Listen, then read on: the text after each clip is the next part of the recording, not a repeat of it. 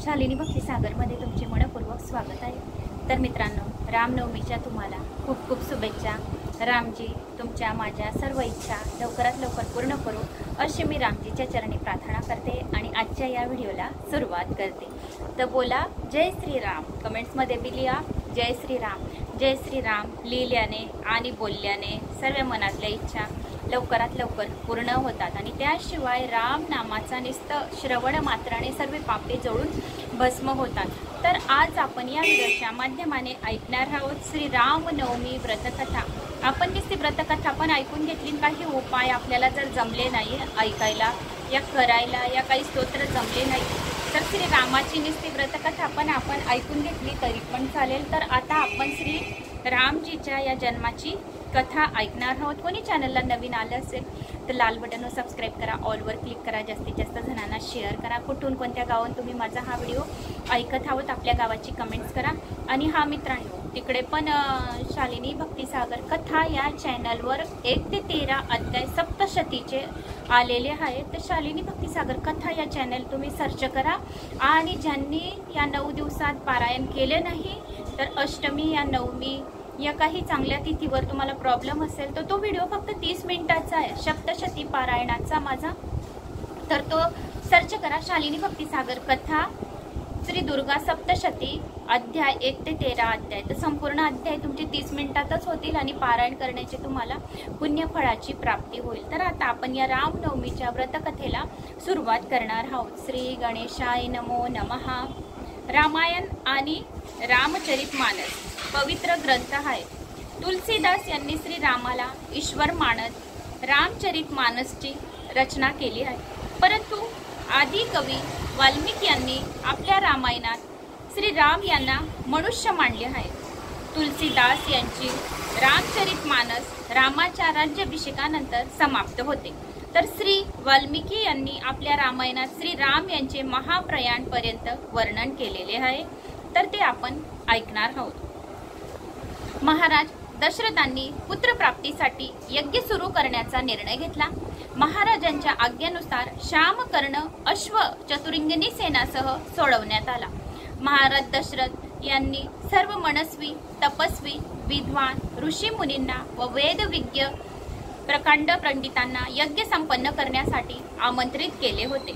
योग्य वेळ आल्यावर अभंगगत्यासह महाराज दशरथ आपले गुरु वशिष्ठ आणि आपले परम मित्र अंगदेशाचे अधिपती लोभपात यांचे जामाता रुंग ऋषीसह यज्ञ मंडप आले। या प्रकारे महायज्ञाचे विधीपूर्वक शुभारंभ केले गेले। संपूर्ण वातावरण वेदांच्या उच्चांच्या ऋषीच्या उच्च स्वरूपात पाठ उत्स्फूर्त होत असल्याने आणि समाधीच्या सुगंधाने दरवळू लागला। सर्व पंडित ब्राह्मण ऋषींना योग्यतेनुसार धन धान्य गो इतर भेट देऊन विदा करत यज्ञ समाप्ती केली। राजा दशरथ यांनी यज्ञाचा प्रसाद आपल्या महालात जाऊन आपल्या तिन्ही पत्नींना वितरित केला। प्रसाद ग्रहण केल्यानंतर परिणाम स्वरूप तिन्ही राण्या गर्भवती झाल्या। जेव्हा चैत्र मासाच्या शुक्ल पक्षाच्या नवमी तिथीला पुनर्वस नक्षत्रात सूर्य मंगळ शनी बृहस्पती आणि शुक्र आपापल्या उच्च स्थानात विराजित होते, तेव्हा कर्क लग्न उदय होताच महाराज दशरथ यांच्या मोठ्या राणी कौशल्या यांच्या गर्भातून एक शिशु जन्माला आला। शुशीनील वर्ण, चुंबकीय आकर्षण, खूप तेजस्वी, परम कांतिवान आणि अत्यंत सुंदर होता। त्या शिशुकडे बघणारे एकटक लावून त्याकडे बघतच राहायचे। यानंतर शुभ नक्षत्र शुभ घडी महाराणी कैकेयी यांच्यासह तिसरी राणी आणि सुमित्रा यांनी 2 तेजस्वी पुत्रांना जन्म दिला। संपूर्ण राज्यात आनंद पसरला। महाराज यांच्या घरी 4 पुत्रांच्या जन्माच्या उत्साहात गंधर्व गान सुरू केले। अप्सरा नृत्य करू लागल्या, देवता आपल्या विमानातून फुलांचा वर्षाव करू लागले।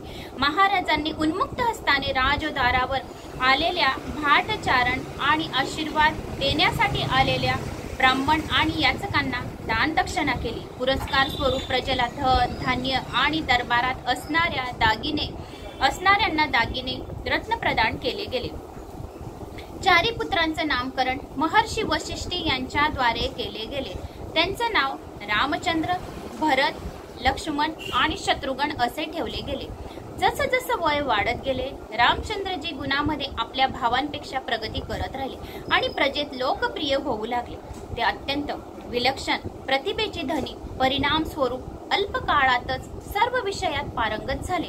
ते सर्व प्रकारच्या अस्त्र शस्त्र हाताळण्याने आणि हत्ती अश्व यासह सर्व प्रकारच्या वाहनांवर स्वारी करण्यात निपुण झाले। ते सतत माता पिता आणि गुरुजनांच्या सेवेचे असायचे। त्यांचे तिघी भाऊ देखील त्यांचे अनुसरण करायचे। त्यांना बघायचे की आपला मोठा भाऊ कसे करत आहे तसे ते अनुसरण करायचे। चारी भावांमध्ये गुरुबद्दल आदर व श्रद्धा होती। चारी भावंडांमध्ये प्रेम आणि सन्मानाची भावना देखील होती। चारी मुलांना पाहून महाराज दशरथ मनापासून अभिमानाने व आनंदाने भरून जात असे। तर अशी ही छोटीशी कथा मी तुम्हाला प्रभू श्रीरामाची सांगितली।